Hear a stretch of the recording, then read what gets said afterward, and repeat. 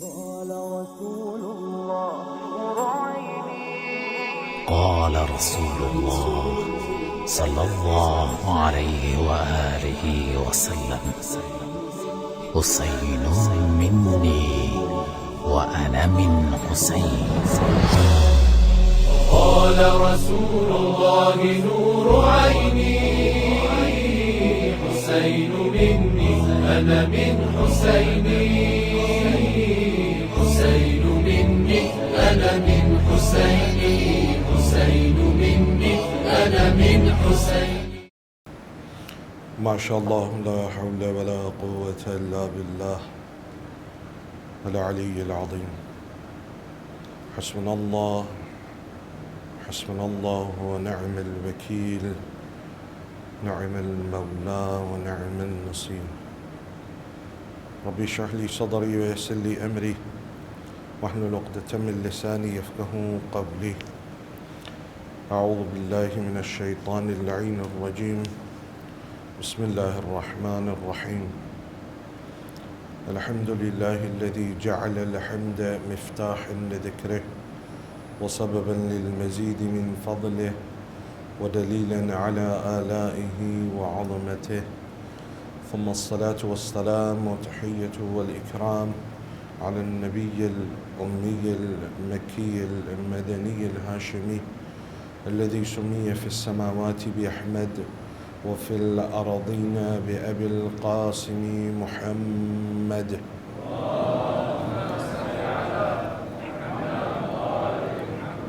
وعلى أهل بيته الأطيبين الأطهرين، سيما أولهم أمير المؤمنين وآخرهم بقية الله في الأرضين، روحي وأرواح العالمين لتراب مقدمه الفداء.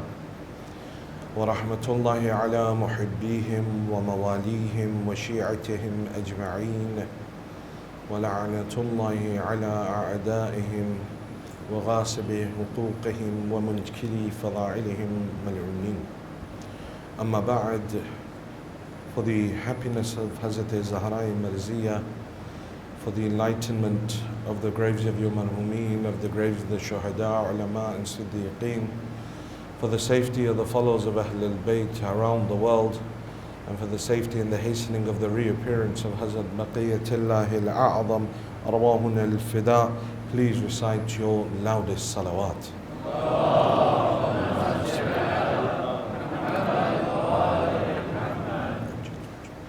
All praise is due to Allah subhanahu wa ta'ala, the one who is Rahman and the one who is Rahim.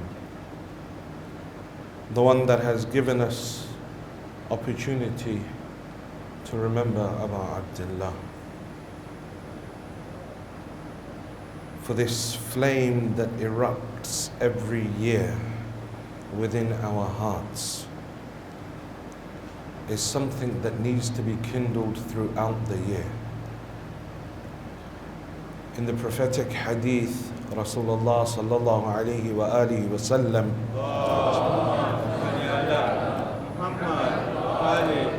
says, "Inna liqatl al-Husayn hararatan fi qulub al-mu'minin la tabrudu abada." Says, through the killing of Husayn ibn Ali, a fire was ignited in the hearts of the believer, a fire that shall never subside.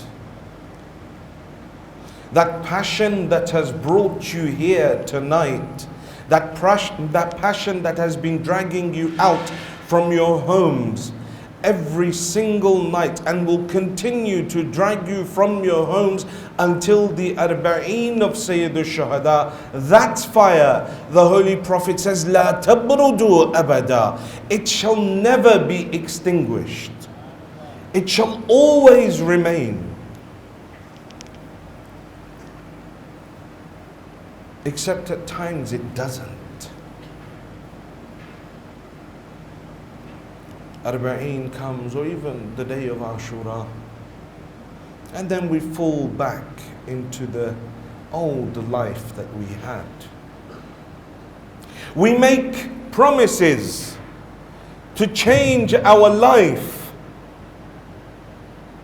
We make intentions to change our lives. But then the moment the 11th and the 12th, or even as far as Arba'een, after the Arba'een is finished, then we go back to how we were. And then the next year comes, and the whole cycle starts again. And that's why throughout my year, my spirituality doesn't increase. Nothing changes. Because if every Muharram for the last 35 years of my life, I had taken something, or let's discount the time, when I was a child, say from the 7 or 8 or 9 years old, I had taken something to change within my life. Every year, one thing I would change, make the intention, make the niyyah that I would change that particular thing in my life. And every Muharram cycle that came, I made that intention again. Where would I be spiritually? But the fact is that I get shook awake for a short period, but I fall back into my ghafla. The Holy Prophet is saying, إِنَّ لِقَتْلِ الْحُسَيْنِ حَرَارَةً فِي قُلُوبِ الْمُؤْمِنِينَ لَا تَبْرُدُ أَبَدًا. This passion that you have every single day of the 10 nights of Muharram, or until the Arba'een of Sayyid al-Shuhada, is what you should have every single day of the year. لَا تَبْرُدُ أَبَدًا. So there can only be two things that are happening here. One is that the message is not pure. Or two, that I am not the mu'min that the Holy Prophet is referring to.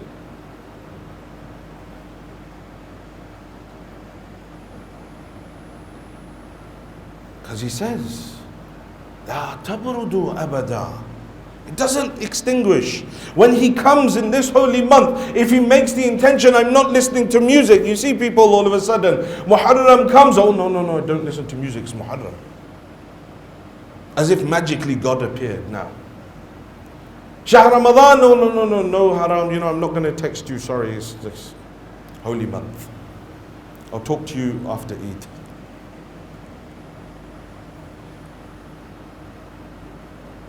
It's lip service. Because this message hasn't been understood by me, or for me it's just a retelling of a story. Nothing changes inside of me. I hear the lecture, I think, yes, it's really good, I shouldn't do this. But come after the ayyam of Muharram and the music is back on, the looking at na mahram is back on, all bets are off and all haram is back on the table.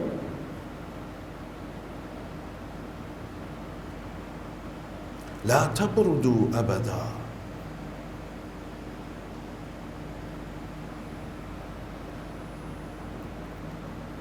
Every day when we're reciting Ziyarat Ashura, whenever we recite it, Allahumma ja'al mahyaya mahya Muhammad wa ali Muhammad. Allah, give me the lifestyle. Make my life like the life of Ali Muhammad, like the life of Rasulullah.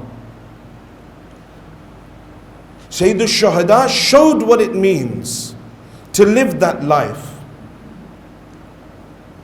When he gives that letter to his brother Muhammad al-Hanafiya, وَإِنَّمَا خَرَجْتُ لِطَلَبِ الْإِصْلَاحِ فِي أُمَّتِ جَدِّي. Not to reform, but to revive. Because to reform means that something is somehow incomplete. But no, it wasn't incomplete. The message was perfected. الْيَوْمَ أَكْمَلْتُ لَكُمْ دِينُكُمْ. The message was perfected. The people had become ghafil. So he came out, Islah, to revive, to revitalize, to reawaken a sleeping nation forevermore. Not just for 10 days. Until Yawmul Qiyamah. How? وَأَسِيرُ بِسِيرَةِ جَدِّي وَأَبِي. By walking on the path of my grandfather and my father Ali.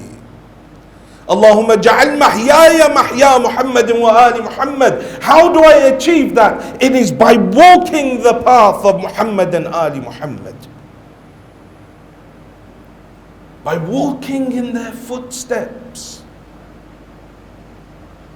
And we've been looking at different characteristics of their lives to see what it is in our lives that is lacking, or what is it that we need to work on, or if indeed we're absolutely perfect and exactly how they want us to be. We looked at the fear of Allah, we looked at hurriya, we looked at tadbir, organization within one's life. We looked at wafa, we've looked at istighfar and thanks.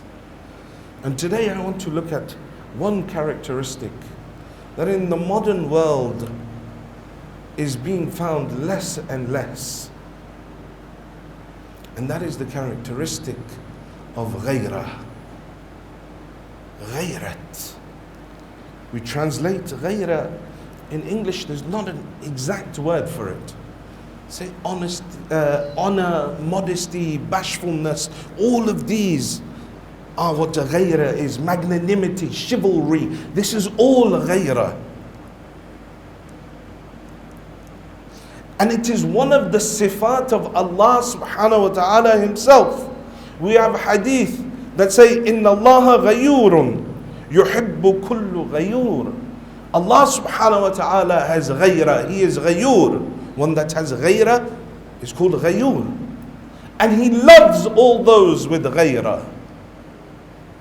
Or in another narration says, وَمَا أَحَدٌ أَغْيَرَ مِنَ اللَّهِ من غيرته ومن غيرته أنه حرم الفواحش. There is none that is more ghayur, more honored, more bashful than Allah subhanahu wa ta'ala. And from His ghayrah, it is because of His ghayrah that He has made haram for you indecency. Indecency in my thought, indecency in my actions, indecency in my speech. You see how Allah subhanahu wa ta'ala, when He's talking about certain sensitive things in the Holy Quran, for example, the issue of Hazrat Yusuf alayhi salam, or Hazrat Maryam, how in such a decent manner He presents something that is potentially a very indecent, could be turned into an indecent story, in the way that Zulaykha approaches Hazrat Yusuf, how the women of Misr, of Egypt approach him. He says, but Allah is ghayur. All indecency is far from Him. And so there's indecency, there's decency in speech. Ghayrat in one's speech. Ghayrah is when one person defends something that they love ardently. That's ghayrah. You know, some people have ghayrah for the country that they live in, nationalism, or the city that they live in, or their community. And we can argue whether, you know, that is correct ghayrah, but we'll get to it. Then you have like the ghayrah of the wife, the ghayrah of the husband, you know, in regards to children, in regards to the deen. Ghayrah is from amongst the sifat of the Anbiya. Hazrat Yusuf alayhi salam, when he's cornered by Zulaykha, he calls out, Ya Rab, my Lord, prison is more dearer to me than this sin.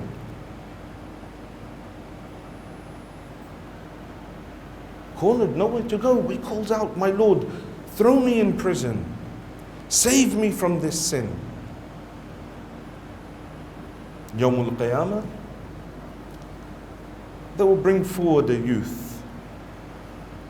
And they will say to him, listen, you have committed many acts of indecency in your life. Why is it that you did so? Give him the opportunity to speak. Say, my Lord, it wasn't my fault. What do you mean it wasn't your fault? Says, my Lord, it wasn't my fault that you made me so good looking, so irresistible. Says, so you are saying that you lived a life of indecency and committed haram of the flesh, sins of the flesh, because you were too good looking? Says, yes, my Lord, had you made me ugly, no one would have been attracted to me and I wouldn't have gone that way. So Allah subhanahu wa ta'ala says, because we made you handsome, because we made you beautiful, you went towards haram. You couldn't stop because they were all chasing you. Says, yes. Allah subhanahu wa ta'ala calls out, where is Yusuf? Hazrat Yusuf makes his way out of the people of Mahshar. Allah says, oh youth, tell me, who is more better looking, Yusuf or you? If he could abstain, then why couldn't you? Same with Hazrat Maryam, a woman will be brought forward. You committed sins of the flesh. You didn't observe your hijab. Why? You made me beautiful, Lord. So I thought I would put it on display for all to see. He says, tell us, who is more beautiful, you or Maryam? How is it that Maryam alayhi salam maintained her dignity and her izzah? And now it's become so easy to lose that dignity. Men and women, this isn't just about women, men and women. Then now you look at social media and the things that we're posting, absolutely indecent.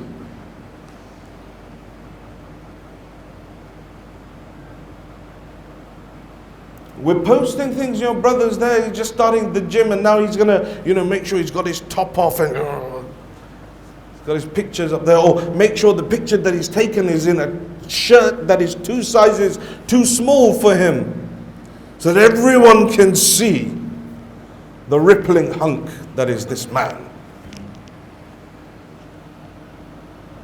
Social media has made it easy for me. I can hide it from my parents and my community, so I make a fake one. So I can do all the haram that I wanted. But remember the first lecture, فَأَيْنَ اللَّهِ. You can hide it from the community, you can hide it from your parents, but Allah, فَأَيْنَ اللَّهِ. That ghayrah that we once had, that we were sent down to this earth with, we have suppressed it. That ghayrah for the deen. Now on my social media I'll be posting music, putting background tracks to my TikTok, because that's the way of the world now. But slowly but surely eroding away at my ghayrah.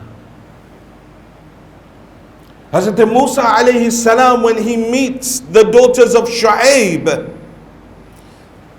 he's fled from Fir'aun. He meets the daughters of Shu'aib, helps them draw water. They say, let us take, he asks to go see Hazrat Shu'aib. They say, follow us. He says, no, let me walk in front. Let me walk in front. Say, but how will you know? He says, doesn't matter. Let me walk in front. You shout from behind, left or right or straight. We have hadith. Don't walk behind a mahram woman. For this is what will reduce your ghayrah. You can't control your eyes and your thoughts. This is the ghayrah of an individual. That chivalry, that gallantry. Ibrahim alayhi salam, he comes home and he finds a man that's standing in the sahan, a young man standing in the sahan, in the garden of his home, just outside the door. Ibrahim alayhi salam, angered, young man, very good looking, with, the narration describes him with white hair. Some people, they go white before others. This is one of those things. So Ibrahim alayhi salam runs, says, what are you doing here? Who allowed you into my home? Turns around and says, Ibrahim, calm down, it's me, Israel. Says, should have said so. Says, I've come. Jibreel was sent on to somewhere else by Allah. I've come to tell you that Allah subhanahu wa ta'ala has made you Khalil. Ibrahim alayhi salam was Ghayyur. You know, the angels, they take different forms. You know, when sometimes Jibreel would come into human form, he would always come in the form of Dahiya Kalbi from Medina, like he was a very good looking person. And so Rasulullah would say to the companions, look, if ever you find me talking, you see me, just be careful. It could be Jibreel that I'm speaking to. Don't think it's Dahiya Kalbi. So angels can take those forms. Says Ibrahim, I've come down to tell you you are a Khalil. But you see how Ibrahim, Ghayur Ibrahim, a man, not a mahram, what's he doing in my home? While the wife of Ibrahim alayhi salam was inside. And the Holy Prophet of Islam, he says, Kana Abi Ibrahim Ghayura wa ana aghyaru min. Says, my grandfather or my father Ibrahim was Ghayur, he had Ghayrat. And I am more Ghayur than him. وَأَنَا أَغْيَرُ مِنْ. Says, I have more Ghayrat than him. You know, the Holy Prophet is sitting with his wife in his home. And Hakam ibn al-As is looking in through the windows of the home. Holy Prophet stands up, picks up a stick, and he chases Hakam ibn al-As. It's haram to look inside the windows of people. From your home, looking out onto the public street is jaiz.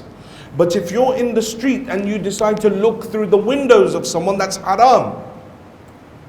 You can't look through the windows of a house without the permission of the people of the house. It's haram. You know, we go knock on someone's door, they don't answer, so we're just jumping over the wall looking over. Are they really home or are they just not answering? Because it says haram, don't look over. The ghayrat of an individual doesn't allow this. Don't look over into the homes of someone. Don't look through the windows of the homes of someone. You know, we knock on the door, they don't answer, and then we're like at the window. Can I see anyone inside? So it's haram. During the time of the Holy Prophet, there was a group of youth. Listen to this one carefully. There's a group of youth. After Salat al-Isha, they wouldn't pray, but they would wait outside the masjid because some women would come for Salat al-Isha as well in the masjid. They would stand outside on the street, and as these women were going, they would stare at them, whistle, whatever. They came to the Holy Prophet. You see it sometimes in our centers, inshallah, it doesn't happen here. Streets lined up and they're sitting there. And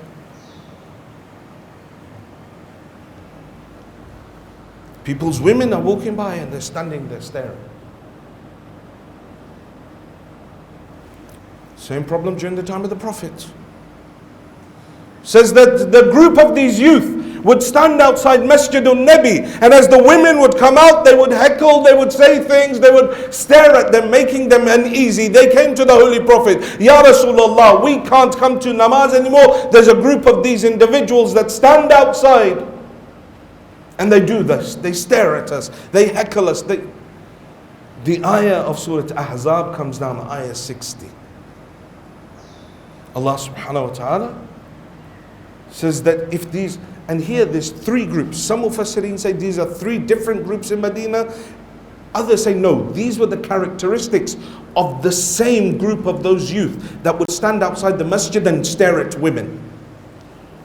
It says if the hypocrites and in those whose hearts is a disease, so they have a disease in their heart, and the agitators, the troublemakers in the city do not desist, we shall most certainly give you ghalaba over them.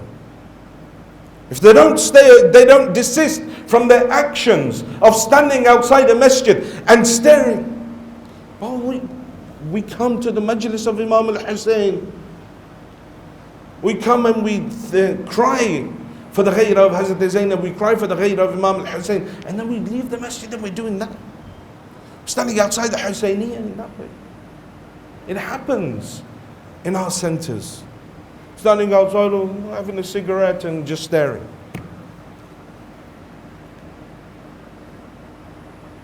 Like somehow this is modern day Majnoon.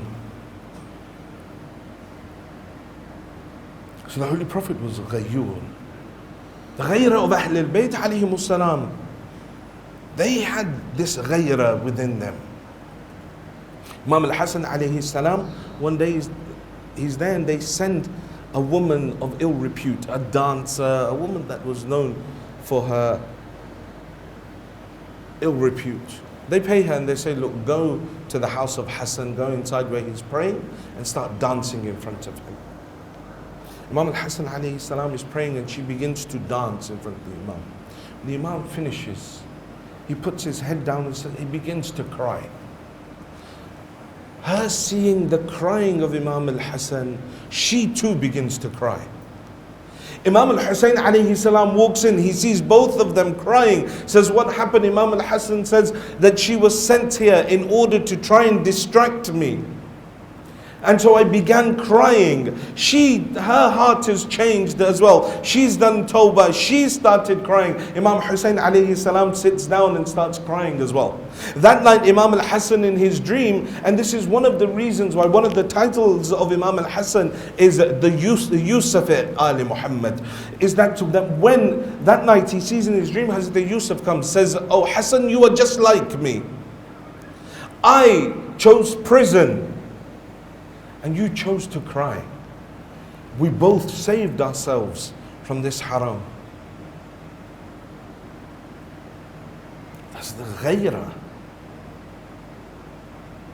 That it's very easy when we're in that situation or to put ourselves in such situations. But will my ghayrah allow it? If I have a ghayrah, it won't. If I have that chivalry, that gallantry, that honor, that bashfulness, it won't. And it doesn't even have to be in person now. We can just do it all over social media.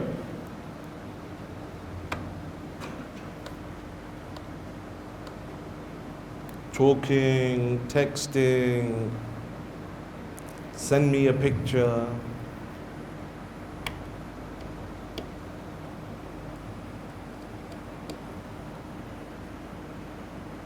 Before, ulama used to give examples. They used to say, would you let Imam into your home? How your house is, and would you be happy for him to look around your house? But now we don't even need to go that far. Would you be happy to give the Imam your phone and let him look through it? Give him the passwords to all, the password to the phone, then the password to your archived chats, and then the password to the hidden apps that you've hidden in your phone under different icons, and the passwords to those other apps that you've passworded inside of your phone. Would you be willing to give it to him, for him to look through your library and through your chats and through your different messengers?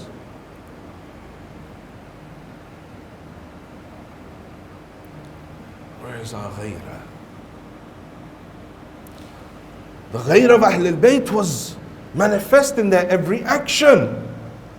Hazrat Zahra goes to give her khutbah fadakiyah. You read how it is that Zahra alayha salam goes. لَاثَتْ خِمَارَهَا عَلَى رَعْسِهَا وَاشْتَمَلَتْ بِجِلْبَابِهَا.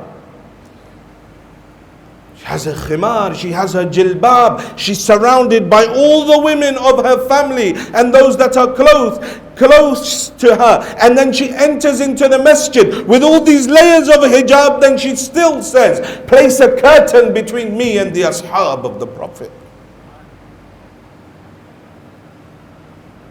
This is ghayrah. This is ghayrah. Not that the less I wear, the no hijab I wear, that is my ghayrah. No, it isn't ghayrah. Some people are, oh, Islam is oppressive with the hijab and things like that. You know, we need to open our minds. But who said that your narrative, who gave you your narrative? This pseudo-intellectualism that has been created, that all of a sudden my understanding is greater. And I'm not saying, for argument's sake, that what we have is absolutely divine. But who said that your narrative is correct? Your moral compass is correct? Because if you look at the morality that exists in those places where these types of people aspire to be like, they say you can become more free the less clothes that you wear. Tell me, where is that as freedom? In what world is that freedom?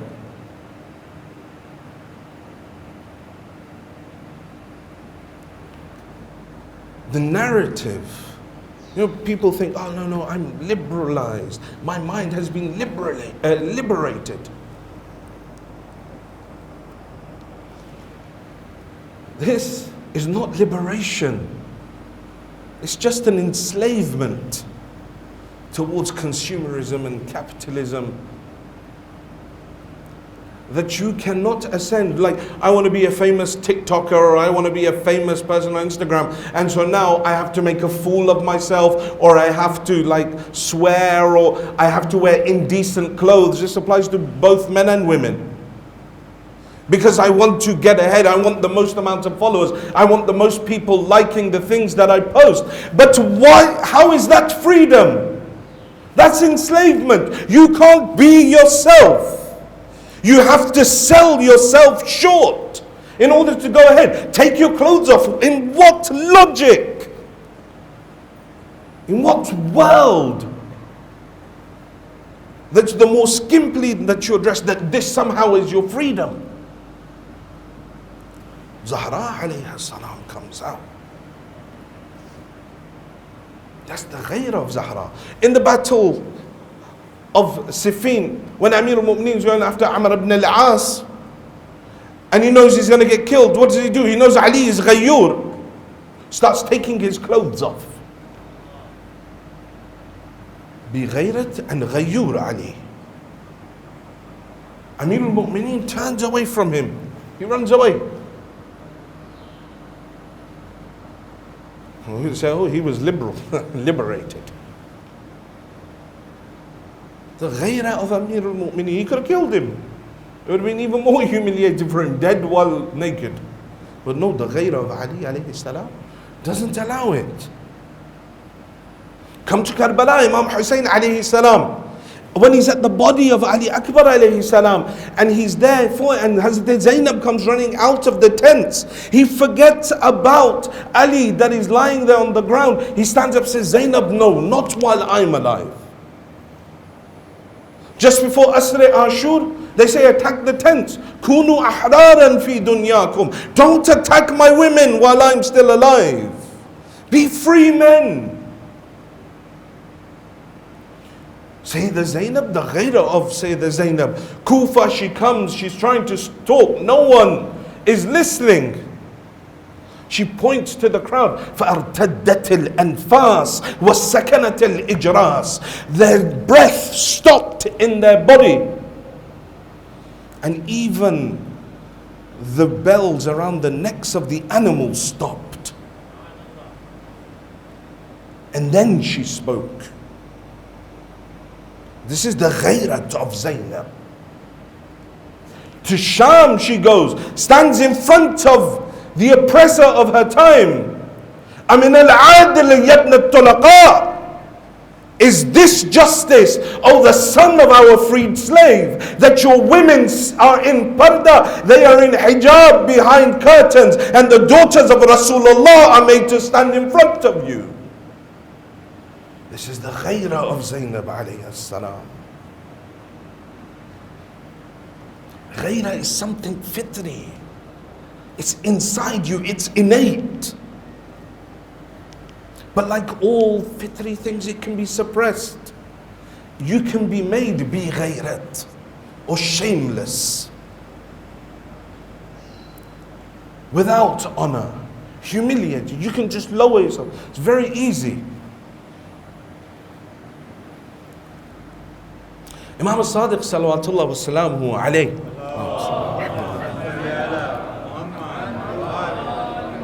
he says, إِذَا لَمْ يَغْرِ الرَّجُلْ فَهُوَ مَنْكُوسُ الْقَلْبِ. He says that the man who has no ghayrat, man and woman, who has no ghayrat, هُوَ مَنْكُوسُ الْقَلْبِ. His heart is upside down. Shaykh Abbas Qummi, when explaining this narration, he says, what it means by upside down is like the heart is a vessel, the spiritual heart, not the physical one. The spiritual heart. It's like a vessel, it's like a glass that you fill with water. When you turn it upside down, everything pours out. It says your heart is what contains your haya. Your heart is what contains your iffa. Your heart is what contains your shame, your chastity. It's what contains that anger for the sake of Allah subhanahu wa ta'ala. It's what contains all of the good moral characteristics of the person. But when a person does not have ghayrah, it is like their heart is upside down. Now devoid of any chastity, devoid of any shame, devoid of any anger for the sake of Allah subhanahu wa ta'ala, devoid of all moral characteristics. And it leaves it open for a place of sin, to fill with sin. So what causes bi-ghayrati? What causes a person to lose their ghayrah? The first thing that narrations say, إِذَا ضُرِبَ فِي مَنْزِلِ الرَّجُلِ 40 صَبَاحًا بِالْبَرْبَةِ فَلَا يُغَارُ بَعْدِ. Says, if the house of a person for 40 days plays music inside it, there is no ghayrah left for that person. His ghayrah is left. Music takes away ghayrah. That's haram music. Forget our homes. Our phones are filled with it. And we've got our AirPods or whatever in our ears, and we're constantly walking around, music playing 24/7. Some people can't even sleep without music.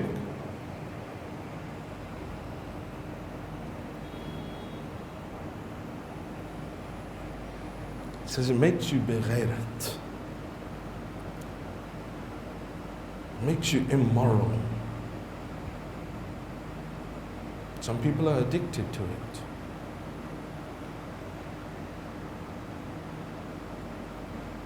We all love Amirul Mu'mineen. And no one would dare fight against Amirul Mu'mineen. But yet Ali alayhi salam says, من طرب قلبه على حرف من آلات الغناء فكأنما لطم عليا على وجهه. Says the one whose heart becomes happy at the single note of a musical instrument or the singing voice, فكأنما لطم عليا على وجهه. It is as if he has slapped me, Ali, in the face.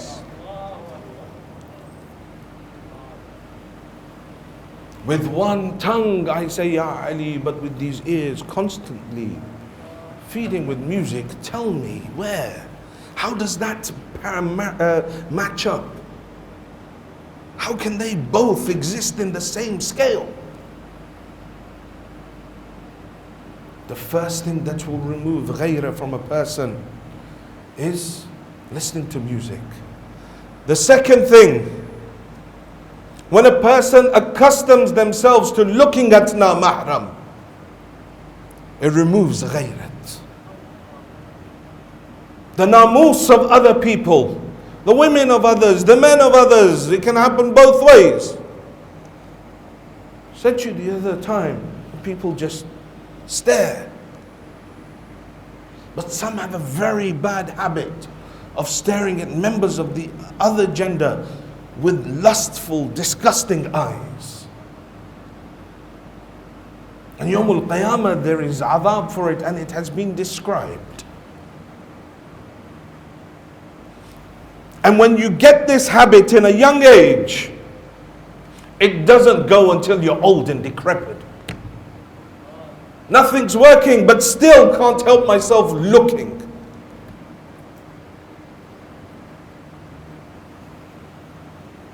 Some people can't help themselves.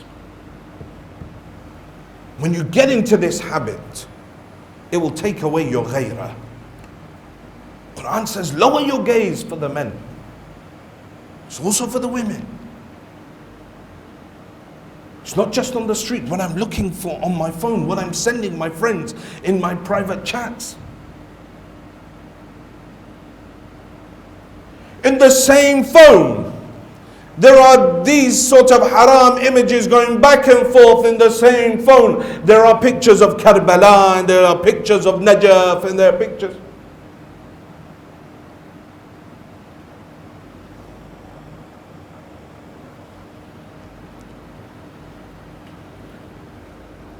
What are we? It says, looking at the na-mahram will remove ghairah from a person. The consumption of alcohol. And this is a difficult one. In a crowd of mu'mineen, mutadayyineen, no Shia of Ali Muhammad would ever drink alcohol. That's Yazid's job. It's impossible. No Shia, I don't believe it. No Shia could ever bring their lips towards alcohol. Yes, a munafiq, definitely. Pretends to be a Shia. Like a Shia, never. Because the act of Yazid, act of people like Marwan, people that we send la'na on. Says the next thing that will remove ghairah from a person is alcohol. And then the fourth thing is the consumption of pork. These are different hadith that look at that ghairah. Luqman alayhi salam, when he's talking to his son, he says, my son, I'm going to give you 4 advices. In kunta fi salah, fahfadh qalbak. All of this is ghairah. Says when you find yourself in salah, control your heart. Don't let it wander to anything ghayr Allah. Focus it on God. The ghairah of the abd is that he has nothing in his heart but Allah subhanahu wa ta'ala. That's his gallantry, that's his chivalry. My son, when you find yourself in front of food, control your stomach. Don't just sit there like a cow or something, just أولئك كالأنعام. They're like animals, بل هم أزل. No worse. Sit there just eating and some people can just, alhamdulillah. You keep on putting food in front of them, they keep on eating. Some people just can't resist, they're full. But you bring something, oh, I'm not hungry, but I could eat. Because that greed, that desire is out of whack. It's not under the control of the aql. And so they just consume and consume and consume. The next thing he says, وَإِن كُنْتَ فِي بَيْتِ الْغَيْرِ فَاحْفَظْ عَيْنَيْكَ. My son, when you are in the house of another, control your eyes. Don't start looking around at the possessions of people. Oh, this is nice. Where did you get this from? Oh, don't look at the women folk of other families. When you're in their home or outside, both of us. Just make that clear. It says control your eyes when you're in the house of another. Some people just have a habit looking around someone's house. Oh yeah, ooh, where'd you get that from? Ooh. This is when you're in the house of another, control your eyes. And when you're between the people, my son, control your tongue. This tongue is that thing that will lead to humiliation. constantly speaking. Says, consider your tongue. You know, Imam al-Sajjad alayhi salam in Masalatul Huquq, when he talks about the right of the tongue, he says, you should consider your tongue to be too noble for speaking obscenities.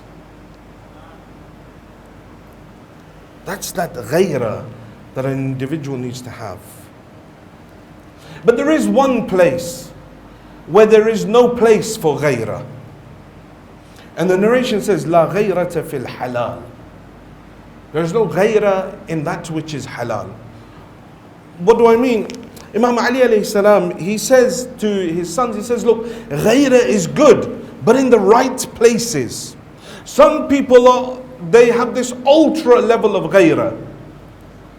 You know, like, oh, no, my honor, they sort of try and hide that pride. You know, I have ghayrah, I don't want to ask.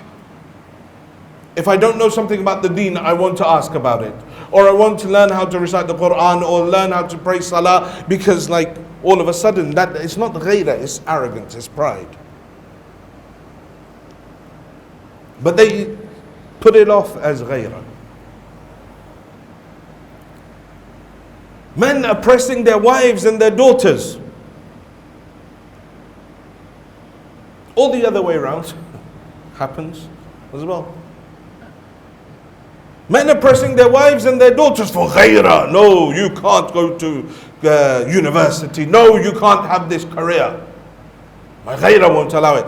Wife cannot leave the house without my permission. My ghayrah won't allow it. Unreasonable in their dealings with their spouse. Won't allow, you know, after before marriage, it's all like, yes, no, I want you to complete your education. And then after, no, not now. We have cases like this. So why don't you let her? No, my ghayrah doesn't allow it. There's no ghayrah here. Some people are even like, I won't write my wife's name or mention my wife's name. It's my ghayrah.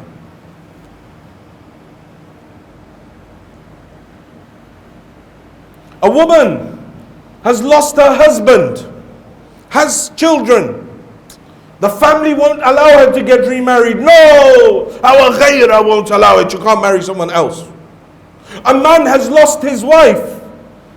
His children, elder, grown-up children will be like, no, our ghayrah won't allow it. You can't get married again. It will be a dishonor to our mother's memory.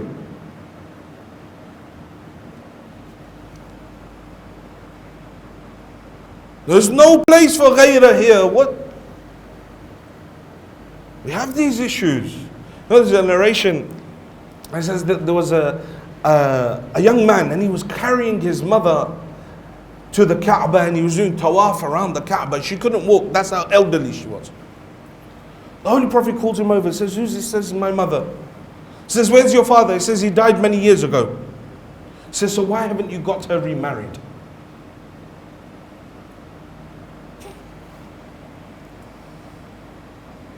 As if someone just sucked the oxygen out the room. Says, why haven't you got her remarried? This is dhulm. No, we do it on the basis of ghayrah. There's no ghayrah in these places. If you want to see ghayrah, then come to Karbala. Imam Hussein alayhi salam displayed his ghayrah at a number of occasions in Karbala.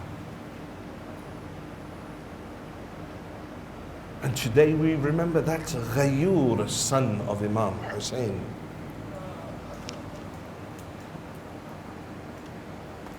That even at the age of 27, with a wife and 2 children in Karbala with him, his ghayrah still made him honor his father in that way.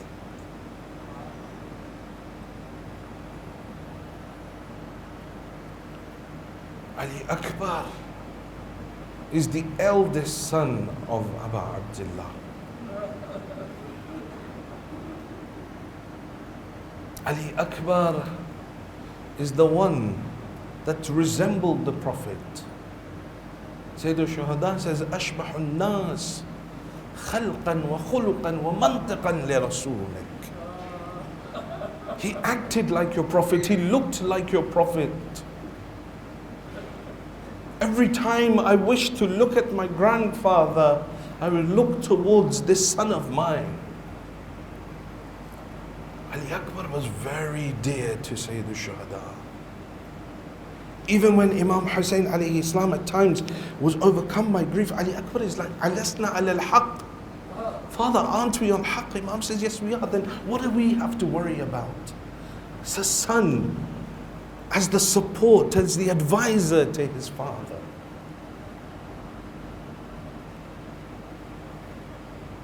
After all the ashab had gone,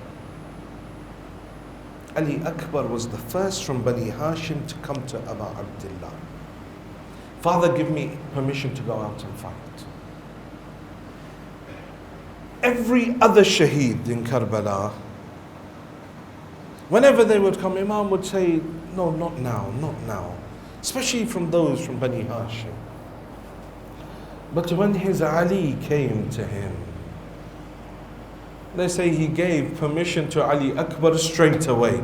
But the Maqtal says one thing. He gave permission to Ali straight away. فَنَظَرَ آيِسٍ مِّنْ. But Hussein looked at his Ali with sorrow in his eyes. Tears filled his eyes.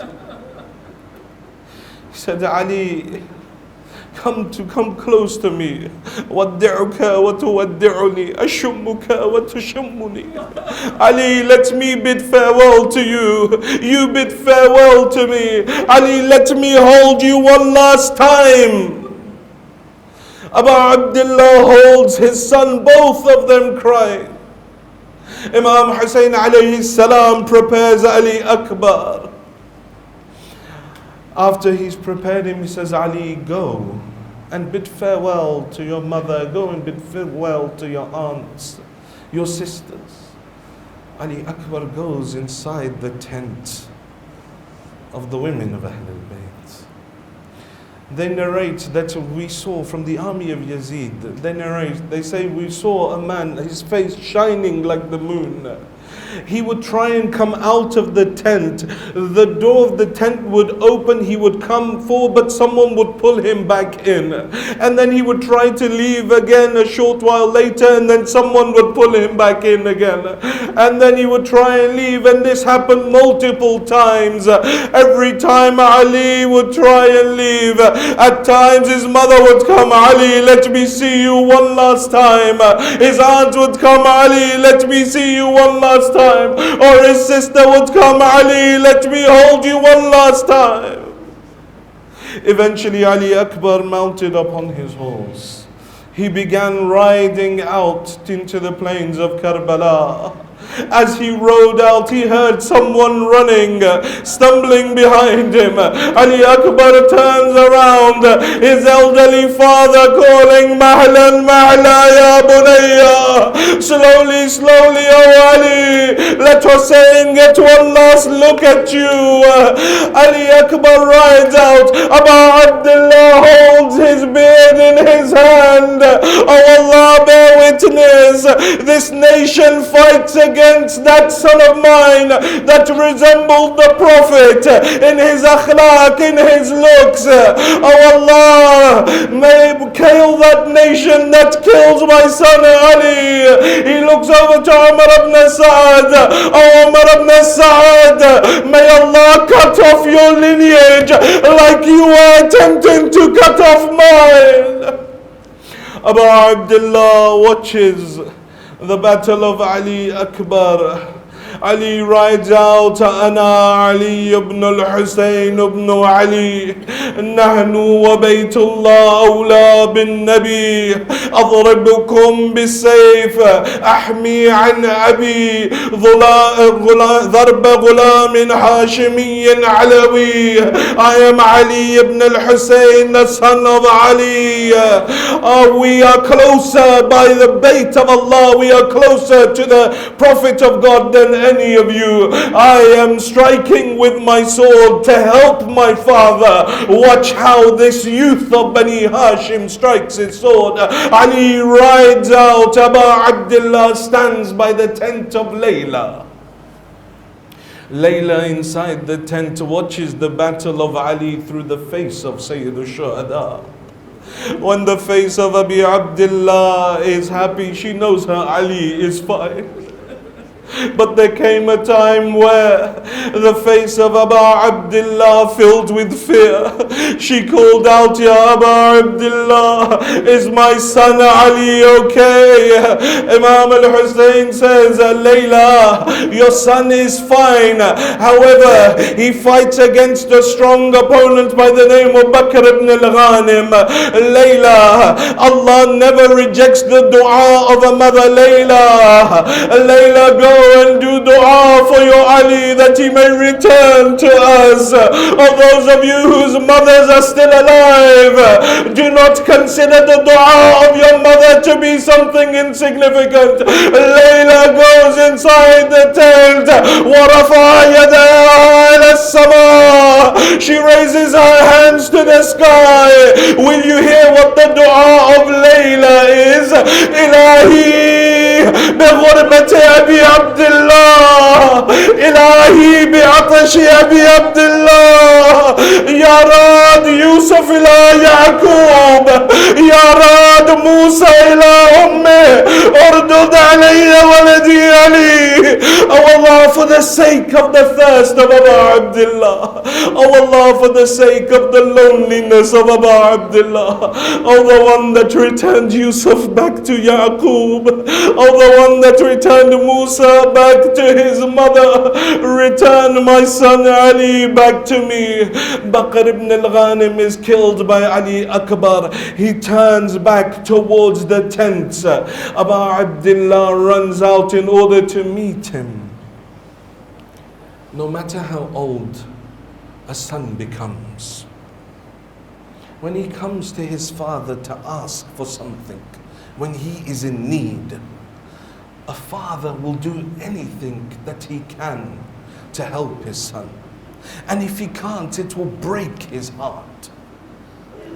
Especially if what that son is asking for is something as simple as a drop of water. Ali Akbar comes riding in. أبتاع العطش قد قتلني والثقل الحديد قد أجدني هل لي شربة الماء من السبيل.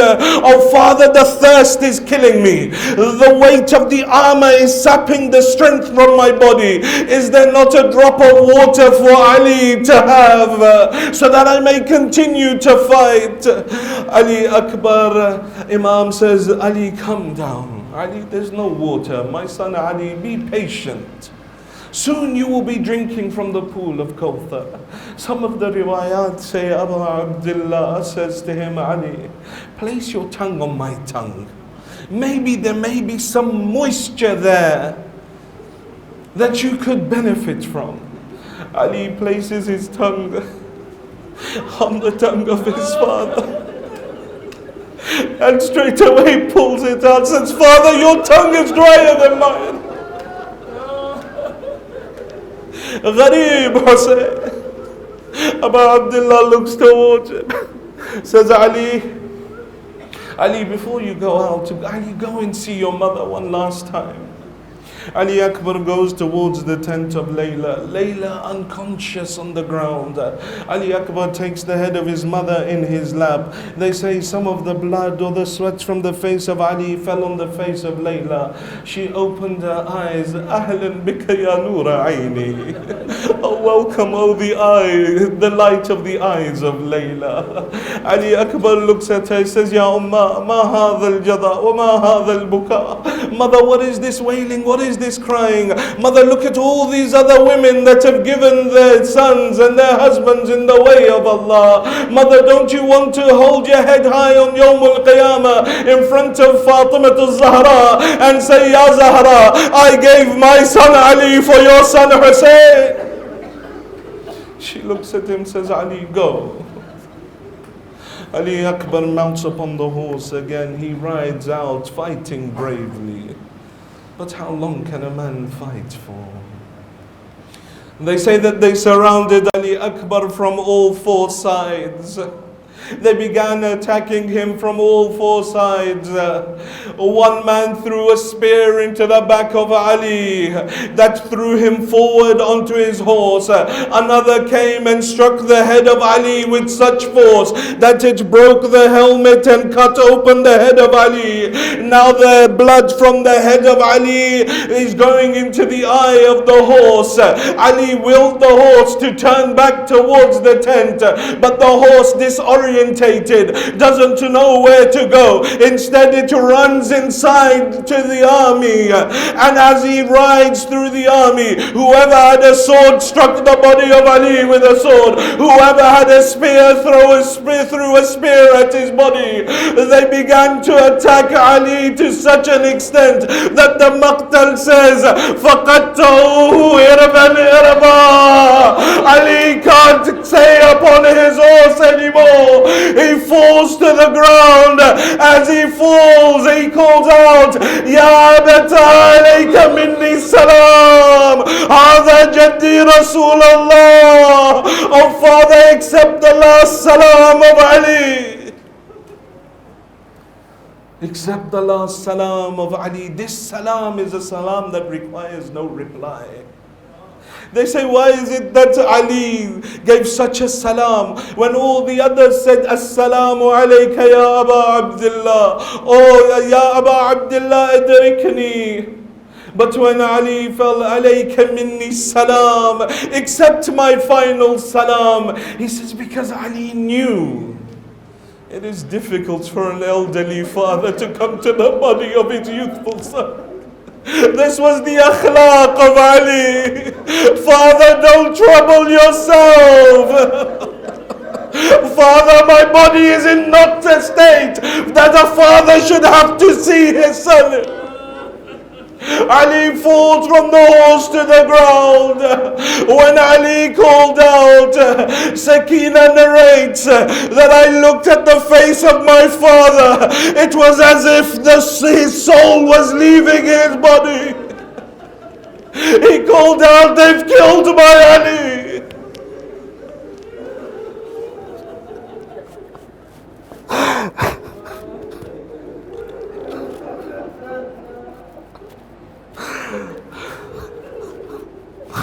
Abu Abdullah makes his way. Some say Hussein ran and fell.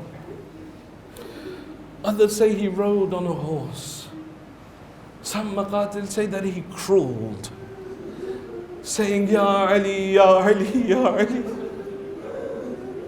Not knowing whether he is calling Amirul Mu'mineen in Najaf or calling his son Ali. Whichever riwayat, all of them end the same. They say when he reached the body of Ali, he threw himself on the body of his son. They say Abu Abdullah sat next to him. Oh, may Allah kill that nation that killed you, oh my son. He wipes away the earth from the cheek of Ali. He wipes away the blood from the teeth of Ali. The narration say, وَضَعَ خَدَّهُ عَلَى خَدَّهُ. Abu Abdullah lay down next to the body of Ali, and he placed his cheek on the cheek of Ali. He called out, عَلَى الدُّنْيَا بَعْدَكَ الْأَفَا. لَقَدْ اسْتَرَحْتَ مِنْ هَمِّ الدُّنْيَا وَغَمِّهَا وَأَبُوكَ وَهِيدًا فَرِيدًا. Ali, what pleasure is there left in this dunya after you, Ali? Ali, come, you've left this world. Ali, you've left this world and all its sorrows behind. Ali, but come and look at your father. He's all alone having to face these sorrows.